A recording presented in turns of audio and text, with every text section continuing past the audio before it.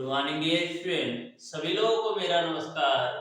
स्वागत करते हैं आप सभी का आपके अपने YouTube channel OD study point में।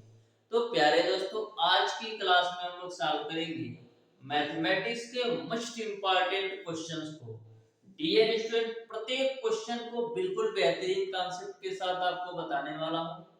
लास्ट में मैंने 2 दिन क्लास नहीं लिया है डियर स्टूडेंट, कुछ टेक्निकल इशू था और एक दिन लाइट भी नहीं थी, इसलिए आपकी क्लासेस नहीं हो पाई डियर स्टूडेंट। आज से आपकी क्लासेस मैं फिर से कंटिन्यू करूंगा। तो डियर स्टूडेंट, आज की क्लास में मैं आप लोगों को मैथमेटिक्स के मोस्ट इंपॉर्टेंट क्वेश्चन का सॉल्यूशन बहुत ही बेहतरीन तरीके से कराने वाला हूं। और प्रत्येक क्वेश्चन अपने आप में बहुत ही महत्वपूर्ण क्वेश्चन है, चाहे आप पॉलिटेक्निक एंट्रेंस एग्जाम दे रहे हो या आईईआरटी एंट्रेंस एग्जाम। बहुत ही प्रॉपर और सिंपल वे में मैं आपको प्रत्येक क्वेश्चन के कॉन्सेप्ट को बताने वाला हूं। जो हमारे पुराने स्टूडेंट है उनको ऑलरेडी पता है कि मैं किस तरीके से किसी भी सब्जेक्ट के किसी भी चैप्टर को बहुत ही बेहतरीन तरीके से प्रॉपर वे में मैं आपको पढ़ाता हूं, जिससे आपको किसी भी सब्जेक्ट के किसी भी चैप्टर के किसी भी क्वेश्चन में किसी भी प्रकार का डाउट और कंफ्यूजन ना हो। आप हमारे डियर स्टूडेंट 2 से 3 क्लासेस लेकर देखिए, आपको मैथमेटिक्स अच्छी तरीके से समझ में आने लगेगा। और सबसे आसान यदि कोई सब्जेक्ट लगेगा वो आपको मैथमेटिक्स लगेगा। इस तरीके से मैं आपको प्रत्येक चैप्टर के प्रत्येक क्वेश्चन के कॉन्सेप्ट को बताता हूं। तो डियर स्टूडेंट, हमारी आपसे रिक्वेस्ट है, जो भी स्टूडेंट अभी तक हमारे चैनल ओडी स्टडी पॉइंट को सब्सक्राइब नहीं किए हैं, सब्सक्राइब जरूर कर लेना डियर स्टूडेंट। क्योंकि मैं डियर स्टूडेंट इस चैनल के माध्यम से पॉलिटेक्निक अथवा आईईआरटी एंट्रेंस एग्जाम की बिल्कुल फ्री ऑफ कास्ट कंप्लीट तैयारी करवाता हूँ यूट्यूब पर। पिछले 5 सालों से डियर स्टूडेंट मैं आपको ऑफलाइन अथवा ऑनलाइन मोड में तैयारी करा रहा हूँ, आप जा करके चैनल पर देख सकते हो। तो डियर स्टूडेंट, स्टार्ट करते हैं आज की क्लास। देखते हैं क्वेश्चन नंबर 1। तो क्वेश्चन नंबर 1 आपका इस प्रकार से है, किरण किसी दूरी को 80 किलोमीटर प्रति घंटे की चाल से चलकर तय करती है और वापस उसी बिंदु पर 20 किलोमीटर प्रति घंटे की चाल से चलकर आती है, तो किरण की औसत चाल क्या होगी, ये आपको बताना है। किरण जो है किसी दूरी को 80 किलोमीटर प्रति घंटे की चाल से चलकर जाती है तथा उसी बिंदु पर वापस आती है 20 किलोमीटर प्रति घंटे की चाल से, तो आपको औसत चाल बताना है। तो जब मैंने आपको चाल तथा समय चैप्टर बताया था, तो डियर स्टूडेंट मैंने आपको बताया था कि जब दूरी समान हो और औसत चाल की बात की है, जब दूरी समान हो और औसत चाल की बात की जाए तो औसत चाल बराबर आपका होता है 2xy divided by x plus y। ये आपका फार्मूला होता है। कब?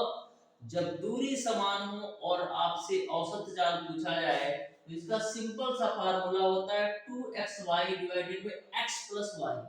जो x आपकी होती है पहली चाल होती है, जो y आपकी होती है दूसरी चाल होती है।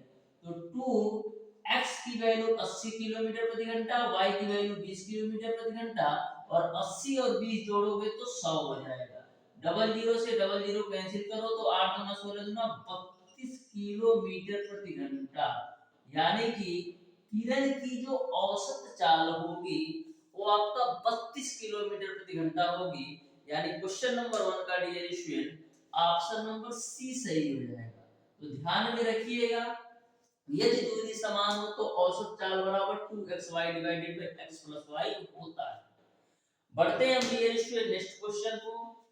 बहुत ही बेहतरीन तरीके से प्रत्येक क्वेश्चन के कॉन्सेप्ट को समझिएगा। प्रत्येक क्वेश्चन को बिल्कुल सिंपल और आसान तरीके से मैं आपको बताने वाला हूं। तो क्वेश्चन नंबर 2 को आप ध्यान से देखिएगा, बहुत ही महत्वपूर्ण क्वेश्चन है। क्वेश्चन में बोला गया है, यदि x पे पावर 4 प्लस 1 अपॉन x पे पावर 4 की वैल्यू 34 है, तो आपको x माइनस 1 अपॉन x की वैल्यू बताना है। दे रखा है x पे पावर 4 प्लस 1 अपान x पे पावर 4 की वैल्यू आपका 34 है। तो आपको बताना है डियर स्टूडेंट कि x माइनस 1 अपान x की वैल्यू क्या होगी। तो देखो ऐसे क्वेश्चन को तो बहुत सारे स्टूडेंट देखते ही छोड़ देंगे कि क्वेश्चन बहुत टफ है, लेकिन यह क्वेश्चन डियर स्टूडेंट बिल्कुल सिंपल सा क्वेश्चन है यदि आप ध्यान से देखिएगा तो। देखो सबसे पहला हमारा काम क्या होता है ऐसे प्रश्नों को सॉल्व करने में। सबसे पहला हमारा काम होता है कि हम जो आपकी दी गई संख्या है इसको हम पूर्ण वर्ग बनाने का प्रयास करते हैं। जो दी गई संख्या होती है इसको हम पूर्ण वर्ग बनाने का प्रयास करते हैं, चाहे आप किसी संख्या को जोड़कर बनाओ या किसी संख्या को घटाकर बनाओ। तो देखो हम क्या लिख सकते हैं, x पे पावर 4 प्लस 1 अपान x पे पावर 4 प्लस 2 बराबर आपका हो जाएगा 34 प्लस 2। मैंने क्या किया, दोनों पक्षों में डियर स्टूडेंट मैंने 2 जोड़ दिया, लेफ्ट साइड में भी मैंने 2 जोड़ दिया और राइट साइड में भी मैंने 2 जोड़ दिया। अब यहाँ पर ध्यान से देखिएगा तो यह आपका फार्मूला का रूप हो गया। किसका फार्मूला का रूप हो गया, x स्क्वायर प्लस 1 अपान x स्क्वायर का होल स्क्वायर का यह विस्तार रूप है।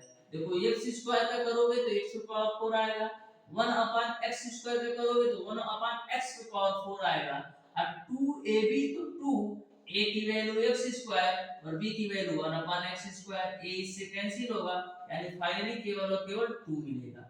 यानी इस पूरी वैल्यू को हम x स्क्वायर प्लस 1 अपान x स्क्वायर का होल स्क्वायर लिख सकते हैं। और 34 और 2 36 होता है, 36 का वर्गमूल निकालोगे तो 6 मिल जाएगा। ठीक है, सॉरी 36 होता है ना, एक स्टेप और देख लो। तो यहाँ पर मैंने लिख दिया 36 और 36 को हम क्या लिख सकते हैं, 6 का होल स्क्वायर। ये आपका पावर से पावर कैंसिल होगा तो यहाँ से आपको मिलेगा x स्क्वायर प्लस 1 अपान x स्क्वायर की वैल्यू आपको मिल जाएगी 6। ठीक है, अब इसको भी हम पूर्ण वर्ग बनाने का प्रयास करेंगे तो क्या करेंगे, दोनों पक्षों से हम 2 घटा देते हैं। तो यहाँ से बाबू हम 2 घटा दिए और यहाँ से भी राइट साइड से भी आप 2 घटा दो। तो यह भी आपका एक फार्मूला का रूप है किसका, a square plus b square minus का 2ab के रूप में। तो इसको हम लिख सकते हैं x माइनस 1 अपान x का होल स्क्वायर बराबर 6 में से 2 घटाओगे 4, हम 4 को लिख सकते हैं 2 का स्क्वायर, पावर से पावर कैंसिल। तो फाइनली आपको मिल जाएगा डियर स्टूडेंट x माइनस 1 अपान x की वैल्यू 2 मिल जाएगी। यही आपका राइट आंसर हो जाएगा। इस तरीके से डियर स्टूडेंट क्वेश्चन नंबर 2 का जो राइट आंसर होगा वो आपका ऑप्शन नंबर ए सही हो जाएगा। तो देख सकते हैं कितने बेहतरीन तरीके से आप ऐसे प्रश्नों को सॉल्व कर सकते हैं। बस आप धैर्य के साथ डियर स्टूडेंट प्रत्येक क्वेश्चन के कॉन्सेप्ट को समझो। बहुत ही बेहतरीन तरीके से मैं आपको सारे क्वेश्चन को क्लियर करा दूंगा। एक भी क्वेश्चन आपसे मिस नहीं होगा, चाहे आप पॉलिटेक्निक एंट्रेंस एग्जाम दे रहे हो या आईबीआर। तो क्वेश्चन नंबर 3 को आप ध्यान से देखिएगा। बोला है यदि किसी संख्या में उस संख्या का 1/4 जोड़ा जाए तो 75 प्राप्त होता है, तो संख्या आपको बताना है। क्वेश्चन में ऐसा बोला गया है कि यदि किसी संख्या में उस संख्या का 1/4 जोड़ा जाए तो 75 प्राप्त होता है, तो संख्या कौन सी है ये आपको बताना है। तो मैं मान लेता हूं कि वह संख्या आपका x है। संख्या में उस संख्या का 1/4, तो संख्या मैंने माना है x, इसका 1/4 आपका होगा x अपान 4, जोड़ने पर आपका मिलता है 75। इसको आप एलसीएम लेके सॉल्व करोगे तो मिल जाएगा आपको 5x अपान 4 बराबर 75। 5 से काटेंगे तो 15 बार में कटेगा, तो x की वैल्यू कितनी मिल जाएगी 60। यानी कि वह संख्या आपका 60 है जिसमें आप उसका 1/4 जोड़ोगे तो आपका 75 मिलेगा। इस तरीके से क्वेश्चन नंबर 3 का ऑप्शन नंबर बी सही हो जाएगा। बहुत ही बेहतरीन तरीके से प्रत्येक क्वेश्चन के कॉन्सेप्ट आपको समझ में आ रहे होंगे। बढ़ते हैं डियर स्टूडेंट क्वेश्चन नंबर 4 की तरफ। ध्यान से देखिएगा, जो आपका माध्य माध्यिका और बहुलक से पूछा गया क्वेश्चन है, ध्यान से समझना। बोला है निम्न आंकड़ों की माध्यिका है, आंकड़े आपको दे रखा है 25, 34, 31, 23, 25, 34, 31, 23। नेक्स्ट दे रखा है आपको 20, 26, 29, 20, 26, 29। उसके बाद से आपका है 31, 32, 34, 35। 31, 32, 33 और 35। 33 और 35, ठीक है। ये आपको संख्या दे रखा है। इन आंकड़े की आपको माध्यिका ज्ञात करना है। तो माध्यिका ज्ञात करने का तरीका क्या है डियर स्टूडेंट? सबसे पहला कदम हमारा ये होता है कि इन संख्याओं को सबसे पहले हम क्या करेंगे, इन संख्याओं को डियर स्टूडेंट सबसे पहले हम आरोही क्रम में यानी बढ़ते क्रम में लिख लेंगे। तो सबसे छोटी संख्या हमारी हो गई 20। 20 के बाद से 21 आपको नहीं दे रखा है, 22 भी नहीं दे रखा है, तो 23 को नोट कर लो। 23 के बाद से 24 दे रखा है, 24 भी नहीं दे रखा है, तो 25 नोट कर लो। 25 के बाद से 26 आपका आएगा, 27 नहीं दे रखा, 28 नहीं दे रखा है, फिर 29 नोट कर लो। उसके बाद से 30 नहीं दे रखा है, तो आप 31 दो बार है, तो आप 31 दो बार नोट कर लो, ठीक है। उसके बाद से 32, 33, 34, 35। 32, 33, 34 और 35। 1, 2, 3, 4, 5, 6, 7, 8, 9, 10, 11। 1, 2, 3, 4, 5, 6, 7, 8, 9, 10, 11। हमेशा संख्या काउंट कर लिया करो। यदि गलती से भी एक भी संख्या छूट गई तो आपका क्वेश्चन गलत हो गया। आपको माध्यिका निकालना है। तो देखो माध्यिका क्या होती है, जो बीच वाली संख्या होती है वो आपकी माध्यिका होती है। तो 2, 2, 4, 1, 5 संख्या इधर से हटा दो और 5 संख्या इधर से हटा दो, तो बीच वाली जो संख्या है वो आपका 31 आ जाएगा। इस तरीके से इन संख्याओं की जो माध्यिका होगी वो आपका 31 होगा। यानी क्वेश्चन नंबर 4 का ऑप्शन नंबर सी सही हो जाएगा। तो बहुत ही बेहतरीन तरीके से यह भी आपको समझ में आया होगा। क्वेश्चन नंबर 5 को भी आप ध्यान से देख लो, बहुत ही बेहतरीन क्वेश्चन ये भी है। क्वेश्चन आपको इस तरीके से दे रखा है, cube root of 21 plus root over 16 plus, ठीक है। उसके बाद से आपको दे रखा है cube root of 8। Cube root of 8 इसकी वैल्यू क्या होगी ये आपको बताना है। 4 ऑप्शन आपको दे रखा है। ऑप्शन नंबर ए आपको 1 दे रखा है, ऑप्शन नंबर बी आपको 2 दे रखा है, ऑप्शन नंबर सी आपको 3 दे रखा है और ऑप्शन नंबर डी आपको दे रखा है 5। तो इसकी आपका वैल्यू क्या होगी ये आपको बताना है। 1 सेकंड में कर सकते हो। 8 का आप क्यूब रूट निकालोगे, घनमूल निकालोगे तो 2 मिलेगा। 16 का वर्गमूल निकालोगे तो 4 मिलेगा और आपका ऑलरेडी 21 है, इसका आप क्यूब रूट कर दो, ठीक है। तो 21, 4, 25, 2, 27। 27 का वर्गमूल निकालोगे, घनमूल निकालोगे तो 3 आएगा। इस तरीके से क्वेश्चन नंबर 5 का ऑप्शन नंबर सी सही हो जाएगा। बहुत ही सिंपल क्वेश्चन होते हैं, बस आप कॉन्सेप्ट से धैर्य के साथ क्वेश्चन को सॉल्व कीजिएगा तो आप विद इन सेकंड ऐसे प्रश्नों को सॉल्व कर सकते हैं। बढ़ते हैं हम डियर स्टूडेंट क्वेश्चन नंबर 6 की तरफ। तो ध्यान से समझिएगा क्वेश्चन नंबर 6 को, बिल्कुल सिंपल और आसान तरीके से आपको समझना है। बहुत ही बेहतरीन कॉन्सेप्ट के साथ मैं आपको बताने वाला हूं। तो क्वेश्चन नंबर 6 आपका है डियर स्टूडेंट, एक पतंग की डोरी 150 मीटर लंबी है जो 36 से 60 डिग्री का कोण बनाती है, तो पतंग की जमीन से ऊंचाई बताना है। एक पतंग की डोरी जो है 150 मीटर लंबी है जो 36 से 60 डिग्री का कोण बनाती है, तो पतंग की जमीन से ऊंचाई बताना है। तो सबसे पहले मेरे प्यारे दोस्तों मैं मान लेता हूं कि यहाँ पर आपका कोई इस तरीके से बढ़िया पतंग बना लेते हैं, ठीक है, ये है, ठीक है। तो पतंग की डोरी की जो लंबाई है डियर स्टूडेंट वो आपका है 150 मीटर। पतंग की जो डोरी है वो आपका 36 से 60 डिग्री का कोण बनाती है। तो आपको बताना है कि पतंग की जमीन से ऊंचाई क्या होगी, यानी कि h की वैल्यू आपको ज्ञात करना है।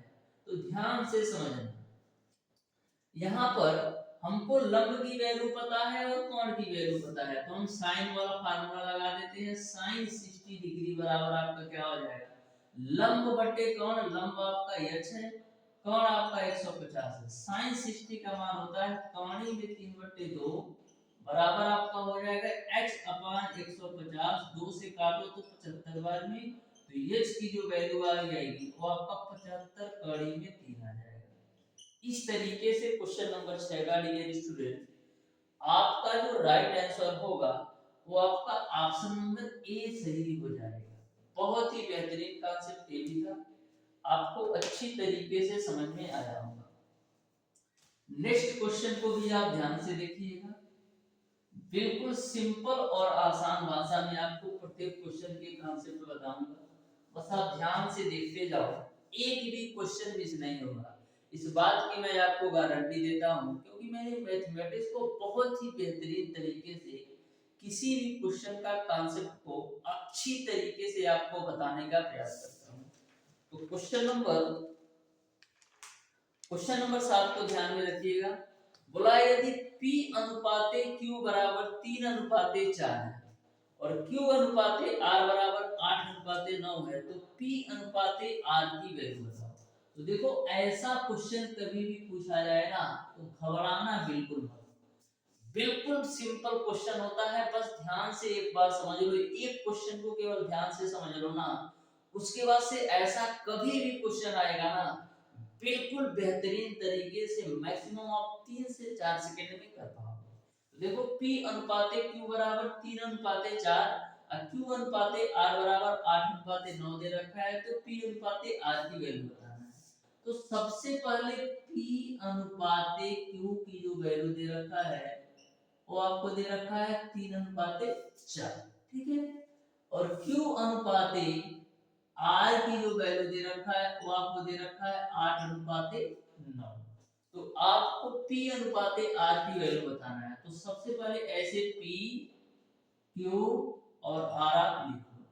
P अनुपाते Q की वैल्यू कितना दे रखा है 3 अनुपाते 4, तो यहाँ पर P के नीचे 3 और Q के नीचे 4 लिख लो। Q अनुपाते R की वैल्यू 8 अनुपाते 9 दे रखा है, तो Q के नीचे 8 लिख लो और R के नीचे 9 लिख लो। जहां तक किसी को कोई दिक्कत नहीं होना चाहिए। P अनुपाते Q बराबर 3 अनुपाते 4 था, तो P के नीचे P 3 और Q के नीचे 4 लिख दिया। Q अनुपाते R बराबर 8 अनुपाते 9 था, तो Q के नीचे 8 और R के नीचे 9 में लिख दिया। अब देखो 4 के आगे वाला एरिया खाली है, 4 के आगे वाला एरिया खाली है, तो कौन कवर करेगा, 4 ही कवर करेगा, क्योंकि इसके आगे का एरिया खाली है, यही तो कवर करेगा। अब 8 के आगे वाला एरिया खाली है, तो कौन कवर करेगा, 8 ही कवर करेगा। तो मैंने कवर करा दिया, यहाँ तक किसी को कोई दिक्कत नहीं होना चाहिए मेरे प्यारे दोस्तों। अब देखो 8 3 का आपका होता है 24, 8 चौका आपका होता है 32 और 9 चौका आपका होता है 36। यही आपका अनुपात हो गया P अनुपाते Q अनुपाते R। P अनुपाते Q अनुपाते R में आपका यही अनुपात हो गया। आपको बताना किसमें था, P अनुपाते R की वैल्यू। तो P अनुपाते R की वैल्यू, P की वैल्यू आपका है 24, R की वैल्यू आपका है 36। और कैलकुलेशन कर लो तो देखो, और इसको हम किससे काट सकते हैं, 12 से। 12 दूना 24 और 12 तिया 36, यानी कि फाइनली हम लिख सकते हैं 2 अनुपाते 3 के रूप में। इस तरीके से P अनुपाते R की जो वैल्यू होगी 2 अनुपाते 3 होगा, यानी ऑप्शन नंबर बी जो होगा बिल्कुल राइट आंसर होगा। बहुत ही बेहतरीन क्वेश्चन थे, बहुत ही सिंपल वे में मैंने आपको बताया। डियर स्टूडेंट, जितने भी कॉन्सेप्ट मैं आपको बताता हूं बस एक बार अच्छी तरीके से आप देख लो, कभी भी नहीं भूलोगे। बस हमारे साथ जितने भी क्वेश्चन मैं कराता हूं अच्छी तरीके से प्रैक्टिस कर लिया। क्वेश्चन नंबर 8 को भी आप ध्यान से समझना। बोला है कि बिंदु 6, 8, 3, 7, -2, और 1, -1 से बनने वाला चतुर्भुज क्या होगा, ये आपको बताना है। यानी कि आपको बताना है कि किस टाइप का चतुर्भुज बनता है। तो ध्यान से समझना। सबसे पहले रैंडमली डियर स्टूडेंट एक मैं चतुर्भुज बना लेता हूं। हमको पता नहीं है कि ये आयत है या समलंब चतुर्भुज है या समांतर चतुर्भुज है। दे रखा है आपको 6, 8। तो लो जी भैया हम लिख देते हैं 6, 8। बिंदु बी दे रखा है 3, 7, तो मैं 3, 7 भी लिख दिया। ठीक है। बिंदु सी दे रखा है -2, -2। ठीक। और बिंदु डी दे रखा है 1,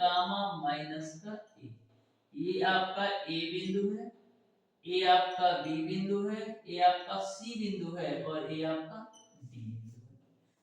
यह जो चारों बिंदु बनाने हुए हैं यह किस टाइप का चतुर्भुज होगा, ये आपको बताना है। तो सबसे पहले हम देख लेते हैं कि AB भुजा की माप क्या है, BC भुजा की माप क्या है, CD भुजा की माप है और DA भुजा की माप क्या है। तभी तो हम कह सकते हैं कि आयत है कि समलंब चतुर्भुज है कि समांतर चतुर्भुज है। ठीक है। तो ध्यान से समझो। तो ध्यान से आपको समझना है। सबसे पहले हम A से B तक की दूरी निकालते हैं। तो दो बिंदुओं के बीच की दूरी का फार्मूला मेरे प्यारे दोस्तों क्या होता है, x2 माइनस x1 का whole square plus y2 minus y1 का होल स्क्वायर। हम बात कर रहे हैं A से B तक की दूरी। तो x2 की वैल्यू 3 है और x1 की वैल्यू 6 है। तो 3 में से 6 घटाओगे 3 बचेगा, 3 का स्क्वायर करोगे तो 9 मिल जाएगा, प्लस y2 माइनस y1 का होल स्क्वायर। तो 7 है y2, 8 है y1। तो 7 में से 8 घटाओगे 1 बचेगा, 1 का स्क्वायर 1 होगा। यानी कि फाइनली आपको मिल जाएगा a से b तक की दूरी √10। यानी a से b तक की दूरी आपने निकाल लिया √10। अब आप निकाल लो मेरे प्यारे दोस्तों b से c तक की दूरी। तो b से c तक की दूरी में a आपका x1 y1 का काम करेगा, a आपका x2 y2 का काम करेगा।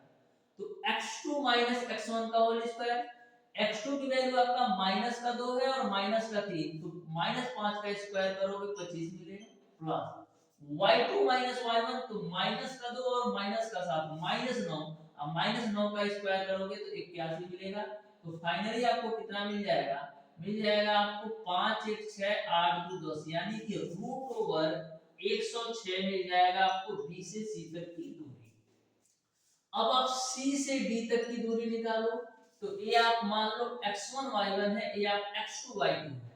तो x2 -2 है और x1 आपका -1।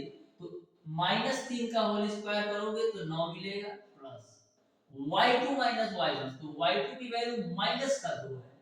अब फार्मूले से माइनस और a आपका माइनस, प्लस का 1 हो जाएगा, प्लस का 1 का होल स्क्वायर करोगे तो 1 मिल जाएगा। यानी कि √10 आपको मिल जाएगा C से D तक की दूरी। अब आप निकाल लो D से A तक की दूरी। तो D से A तक की दूरी निकालोगे तो A आपका x1 y1 है, A आपका x2 y2 है। तो x2 माइनस x1। तो 6 में से आप 1 घटाओ। तो 6 में से डियर स्टूडेंट आप 1 घटाओगे तो आपको मिलेगा 5। अब 5 का स्क्वायर करोगे तो 25, प्लस y2 माइनस y1। तो 8।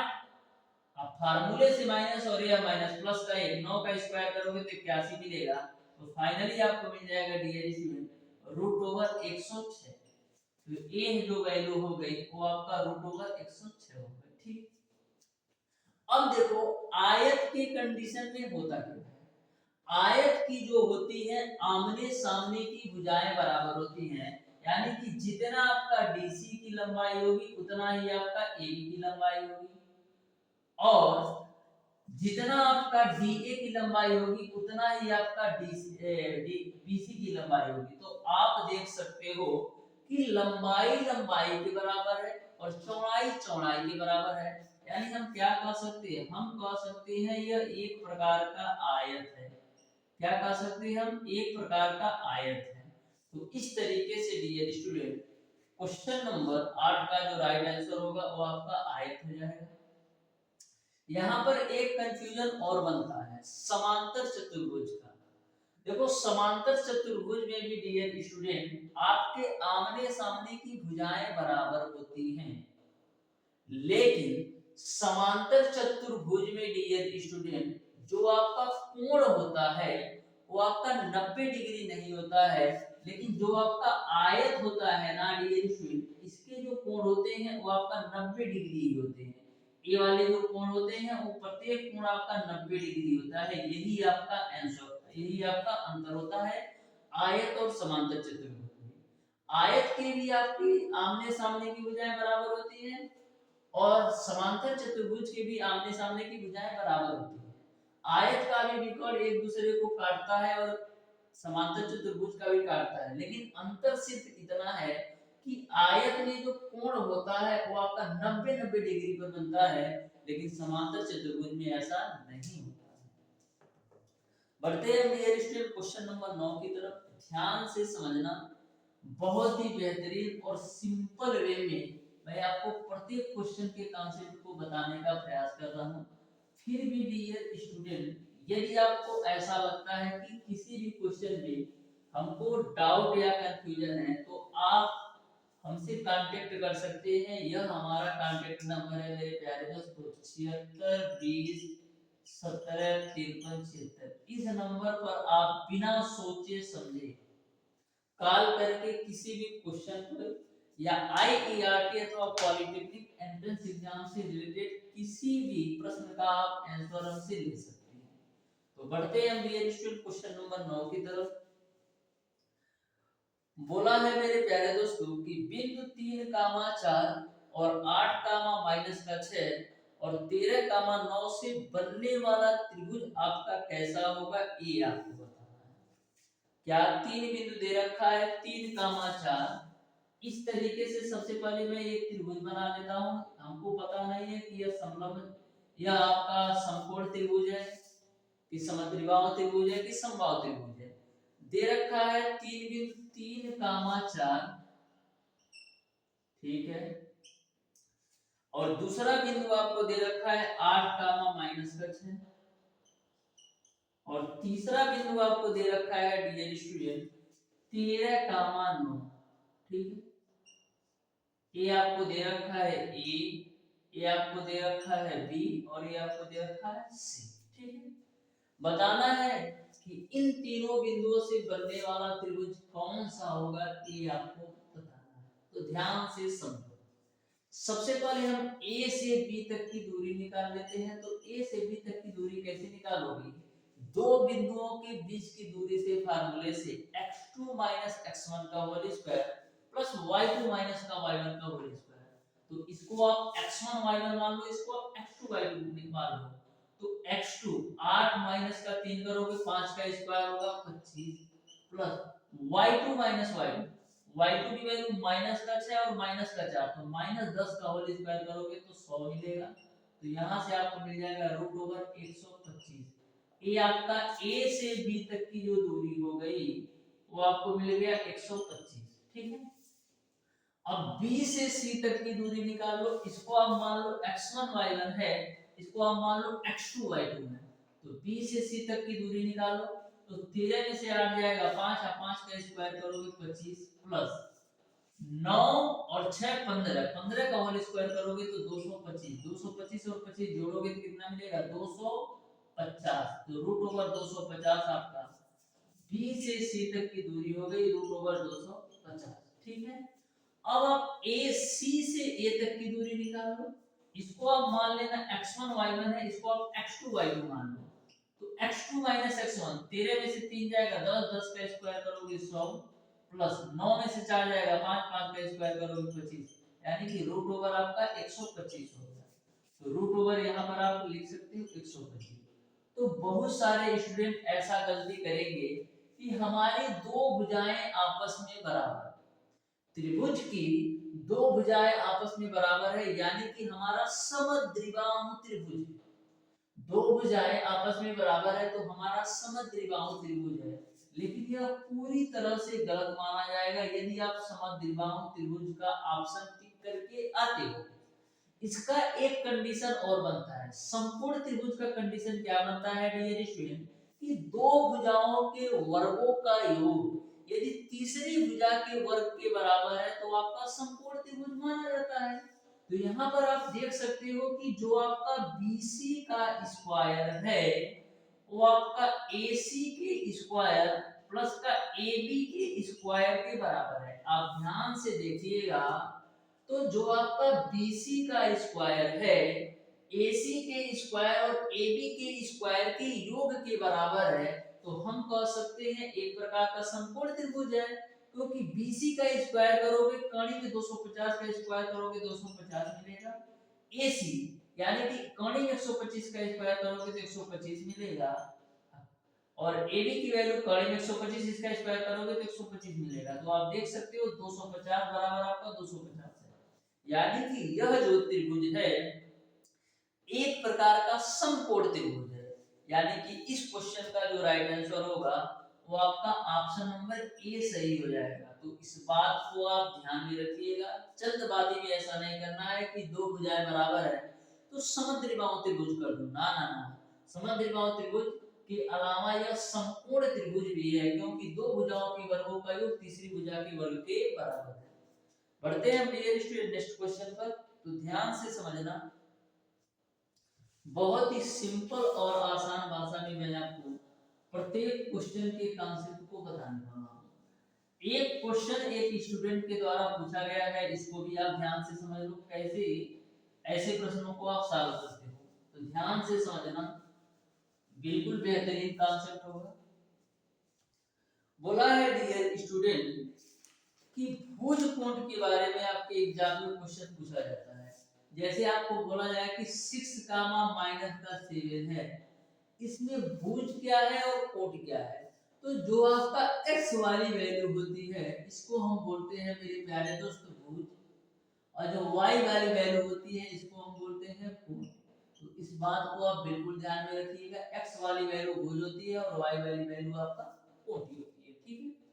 यदि किसी भी बिंदु का निर्देशांक निकला है, जैसे P बिंदु का निर्देशांक लिखना है तो P क्या होगा, भुज, पहले भुज आता है फिर उसके बाद से कोण आती है, क्योंकि भुज आपका x वाली वैल्यू होती है और कोण आपका y वाली वैल्यू होती है। तो आपको क्लियर समझ में आ गया होगा भुज कोण का कांसेप्ट क्या है, ठीक है। अब ध्यान से समझिएगा डियर स्टूडेंट नेक्स्ट क्वेश्चन को। बोला है रेखा जिसका समीकरण 2x 4 बराबर 0 है किस चतुर्थांश से होकर गुजरेगा, ये आपको बताना है। रेखा दे रखा है 2x 4 बराबर 0, ठीक है। यह समीकरण किस चतुर्थांश से होकर गुजरेगा ये आपको बताना है। तो ध्यान से समझना, देखो मेरे प्यारे दोस्तों 2x 4 बराबर 0 है तो 2x बराबर 4 लिख सकते हैं। तो x की वैल्यू निकालोगे तो यहाँ से आपको मिल जाएगा 2, x की वैल्यू आपको मिल जाएगा 2। अब यहाँ पर हम एक चतुर्थांश बना लेते हैं, a आपका x एक्सिस होता है, a आपका x डैश एक्सिस होता है, a आपका y एक्सिस होता है, a आपका y डैश एक्सिस होता है। x बराबर 2 है तो x में हम 1 2 3, y में भी हम जाते हैं 1 2 3। x बराबर 2 है यानी कि x एक्सिस में हमको 2 खाने जाने हैं तो यहाँ पर आपको मिलेगा, और y एक्सिस में आपको 0 खाना जाना है तो यहाँ पर मिलेगा। तो यदि आप रेखा का निर्माण करोगे तो रेखा कुछ आपका इस तरीके से बनकर आएगा। तो यह जो आपकी रेखा मैं मान लेता हूँ a से b है, तो रेखा किस किस चतुर्थांश से होकर गुजर रही है, तो आप देख सकते हो जो आपकी रेखा है पहले और दूसरे, ये आपका पहला चतुर्थांश होता है, ये आपका दूसरा, ये आपका तीसरा और ये आपका चौथा। तो जो आपका 2x 4 बराबर 0 है पहले और दूसरे चतुर्थांश से होकर गुजरेगी, यानी कि इस क्वेश्चन का जो राइट आंसर होगा वो आपका फर्स्ट और सेकंड कोऑर्डिनेट होगा। बढ़ते हैं डियर स्टूडेंट आज की क्लास के लास्ट क्वेश्चन पर। आप ध्यान से समझिएगा, बहुत ही बेहतरीन क्वेश्चन है और बिल्कुल कॉन्सेप्चुअल क्वेश्चन है। आप अच्छी तरीके से समझिएगा तो बहुत ही बेहतरीन तरीके से समझ में आएगा। यह क्वेश्चन एक स्टूडेंट के द्वारा भेजा गया क्वेश्चन है, ध्यान से समझो। बोला है कि समबाहु त्रिभुज के दो शीर्ष 0, 0 और 0, 2 कड़ी में 3 है, तो तीसरा शीर्ष की वैल्यू बताओ। कोई एक बाहु आपका समबाहु त्रिभुज है, तो इस तरीके से मैं आपका समबाहु त्रिभुज ए, बी और सी बना देता हूं। दो शीर्षों के निर्देशांक दे रखा है आपको 0, 0 और दूसरा शीर्ष आपको दे रखा है 0, 2 कड़ी में 3, तो तीसरा शीर्ष आपको बताना है। तो मैं मान लेता हूं कि जो आपका तीसरा शीर्ष है वो आपका x, y है। तो आपको बताना है कि समबाहु त्रिभुज का तीसरा शीर्ष क्या होगा। तो ध्यान से समझना, आपको पता है कि जो आपका समबाहु त्रिभुज होता है उसकी तीनों भुजाएं आपस में बराबर होती हैं। उसकी तीनों भुजाएं जो होती हैं वो आपका आपस में बराबर होती हैं, ठीक है। तो सबसे पहले हम a से b तक की दूरी निकाल लेते हैं कि कितनी आ रही है। तो a से b तक की दूरी निकालने के लिए a आपका x1 y1 होगा, a आपका x2 y2 होगा। तो x2 minus x1, 0 में से 0 घटाओगे तो मिल जाएगा आपको 0 प्लस y2 minus y1 का होल स्क्वायर। तो 2 कड़ी में 3 में से 0 घटाओगे तो 2 कड़ी में 3 और 2 कड़ी में 3 का होल स्क्वायर करोगे तो मिलेगा आपको 12, यानी आपको मिल गया √12। ये आपका a से b तक की दूरी मिल गई, √12, ठीक है ना। हो यहां तक आपको क्लियर है। अब देखो समबाहु त्रिभुज में तीनों भुजाएं आपस में बराबर होती हैं, ठीक है। तो हम करते क्या है, जो आपकी AC भुजा है इसको हम बराबर दिखा देते हैं BC भुजा के, क्योंकि समबाहु त्रिभुज की तीनों भुजाएं आपस में बराबर होती हैं, ठीक है। अब हम बात करते हैं A से C तक की दूरी क्या होगी। तो इसको आप मान लो x1 y1, इसको आप मान लो x2 y2। तो इसको आप x1 y1, इसको आप x2 y2 मिलोगे तो A से C तक की जो दूरी मिलेगी वो आपको मिलेगा √x² प्लस का y², क्योंकि y2 माइनस x2 माइनस का x1 करोगे तो x² मिलेगा, y2 माइनस y1 करोगे तो y² मिलेगा बराबर। B से C तक की दूरी निकालो, इसको आप मान लो डियर स्टूडेंट B से C तक की दूरी निकालना है। इसको आप x1 y1, इसको आप x2 y2 मानो तो आपको क्या मिलेगा, x2 x1 यानी 0 x, तो x का होल स्क्वायर मिलेगा प्लस y2 y1। तो y2 की वैल्यू आपका है y और y1 की वैल्यू आपका क्या है 2 कड़ी में 3 माइनस का 2 कड़ी में 3 का होल स्क्वायर, ठीक है। अब देखो हम दोनों पक्षों का वर्ग करते हैं तो x² प्लस का y² बराबर, इसका वर्ग करोगे तो मिलेगा आपको x²। वर्ग करने के साथ साथ ये जो आपका y माइनस का 2 कड़ी 3 का होल स्क्वायर इसको खोल देते हैं तो मिलेगा y² प्लस का 12 माइनस का 4 कड़ी में 3y, ठीक है। ये आपका y² से y² कैंसिल, x² से x² कैंसिल, तो मिल जाएगा आपको 4 कड़ी में 3y बराबर आपको मिल जाएगा 12, 4 3 12। अब कड़ी में 3 से 3 के काटोगे तो कड़ी में 3 बार कटेगा तो y की वैल्यू आपको मिल जाएगा कड़ी के अंदर 3, ठीक है ना। हो y की वैल्यू आपको मिल जाएगा कड़ी के अंदर 3, ठीक है। तो y की वैल्यू आपको मिल गई कड़ी के अंदर 3, ठीक है ना। अब देखो आपने क्या निकाला है, आपने निकाला है A से C तक की जो दूरी है वो आपका x² प्लस y² है। A से C तक की दूरी जो है आपका x² प्लस का y² है। A से C तक की जो दूरी है वो आपका क्या है x² प्लस का y² है। A से C तक की दूरी जो है वो आपका √x² प्लस y² है, जो कि बराबर किसके है, जो कि बराबर आपका है √12 के, क्योंकि मैंने बताया है कि समबाहु त्रिभुज की बात की जा रही है। तो जितनी भुजा A होगी उतना A भी होगा उतनी A ही होगा, यानी कि √x² प्लस y² की वैल्यू आपका √12 है।